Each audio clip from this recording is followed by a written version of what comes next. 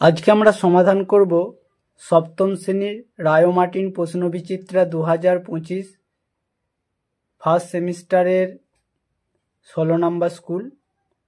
16 নম্বর স্কুলে আমি এমসিকিউ টাইপের যে কোশ্চেন আছে সেই কোশ্চেনগুলোকে আমি সমাধান করব।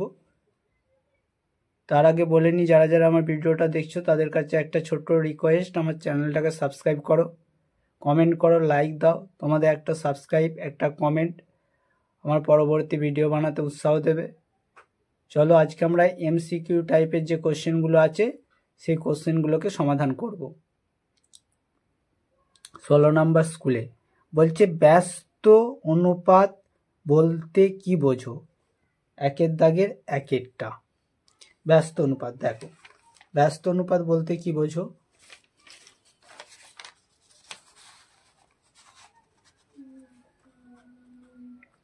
বলছে দুটি অনুপাতের মধ্যে একটি পূর্বপদ ও উত্তরপদ যথাক্রমে উত্তরপদ ও পূর্বপদের সমান হয়, তবে অনুপাত দুটির একটিকে অপরটির ব্যস্ত অনুপাত বা বিপরীত অনুপাত বলা হয়।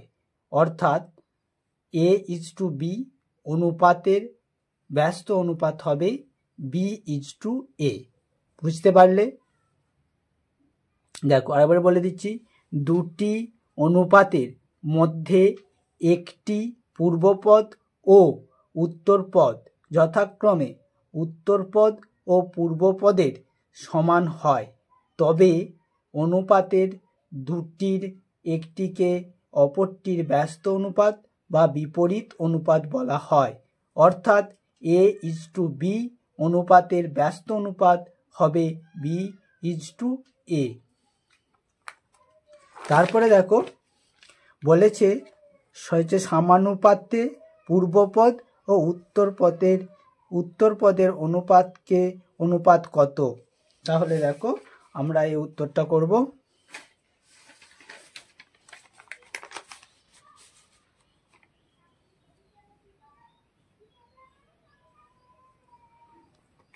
দেখো এটা কি বলেছে, দেখো সমানুপাতে পূর্বপদ ও উত্তরপদের অনুপাত হয় 1:1। বুঝতে পারলে?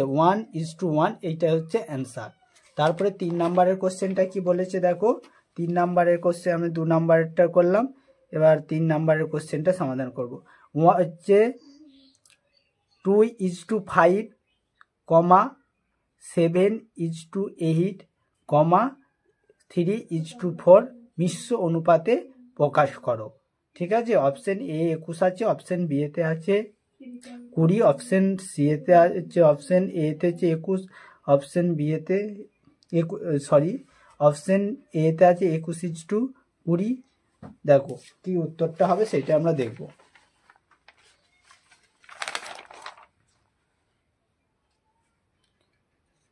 দেখো তাহলে আমি এখানে লিখে নিয়েছি। দেখো বলেছি, দেখো হচ্ছে আমি যে অনুপাতটা হচ্ছে মিশ্র অনুপাতে প্রকাশ করব, পূর্বপদের সাথে পূর্বপদ এবং উত্তরপদের সাথে উত্তরপদ গুণ করব।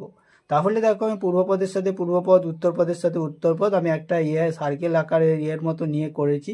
করার পরে গুণ আকারে যাতে আমার সুবিধা হয় তাই জন্য আমি এরমভাবে করে নিয়ে এবার গুণ আকারে করে নিয়েছি। দেখো এরপর এই পদের সাথে এই পদ, এই পদের সাথে এই পদ গুণ করে দিয়েছি। ঠিক আছে, তাহলে দেখো 2 × 7 × 3 তারপরে হচ্ছে দেখো 5 × 8 × 4, তার মানে অ্যাকচুয়ালি কত হচ্ছে দেখো, এদের যদি গুণফল কত হচ্ছে, এদের গুণফল হচ্ছে 42 আর এদের গুণফলের গুণফল হচ্ছে 160। এদের অনুপাত হবে আজ 21:80, অর্থাৎ বি এর উত্তরটা আমার সঠিক। বুঝতে পারলে? বি এর উত্তরটা আমার সঠিক। তারপরে দেখো আমাকে হচ্ছে একের দাগের 4 অঙ্কটা আমি সমাধান করব। 25 টাকার 8% কত টাকা? ঠিক আছে, তাহলে চলো দেখো দেখো আমি কি করেছি, এখানে হচ্ছে 25 টাকা, 25 টাকার মানে গুণিত 25 × 8% মানে 100 ভাগের 8 ভাগ, তাই জন্য লিখেছি 25 × 8/100। দেখো 25কে দিয়ে যদি আমি কাটাকাটি করি 100কে, তাহলে হচ্ছে 2 হচ্ছে, এবং 2কে যখন সরি 25কে দিয়ে যদি আমি কাটাকাটি করি 100কে, তাহলে কত হচ্ছে 4 হচ্ছে, এটা 4। এবার 4কে দিয়ে যদি এটা কাটাকাটি করি 8কে, তাহলে হচ্ছে 2 হচ্ছে। বুঝতে পেরেছো? তাহলে আমার অপশন হচ্ছে এর অপশনটা আমার সঠিক। বুঝতে পারলে? তার মানে দেখো অঙ্কটা কি হচ্ছে, অঙ্কটা অ্যাকচুয়ালি হচ্ছে 25 ইন্টু 8/100। 25কে দিয়ে যদি আমি এটা কাটি তাহলে হচ্ছে এটা 4 হচ্ছে, 4কে যদি 8 দিয়ে কাটি 2 হচ্ছে, অ্যাকচুয়ালি 2। তার মানে আমার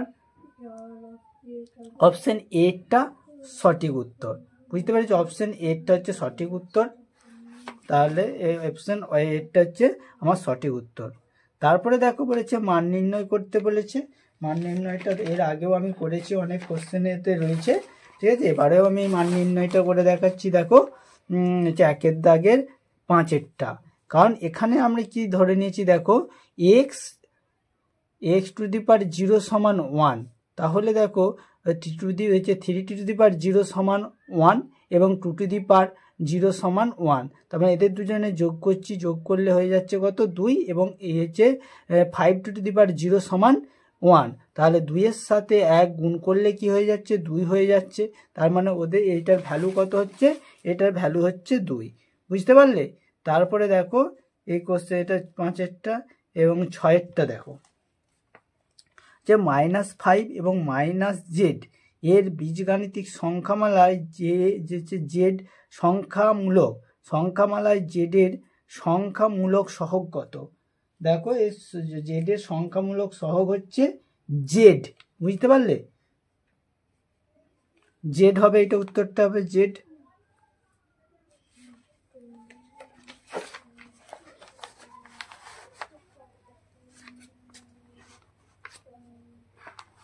তারপরে দেখো বলছে দুটি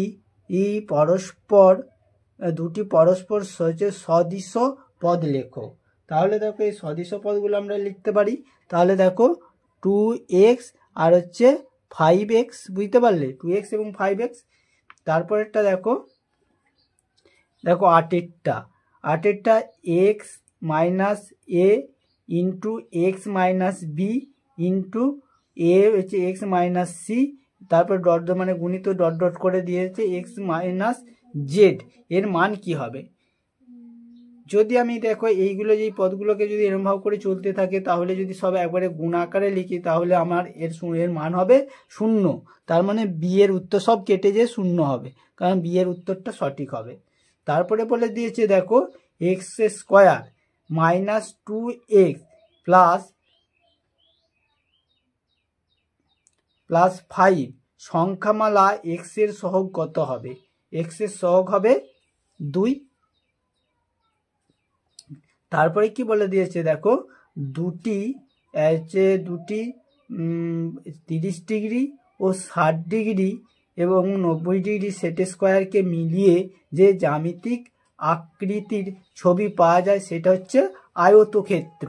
আয়তক্ষেত্র হবে, উত্তরটা হবে আয়তক্ষেত্র। আয়তক্ষেত্র।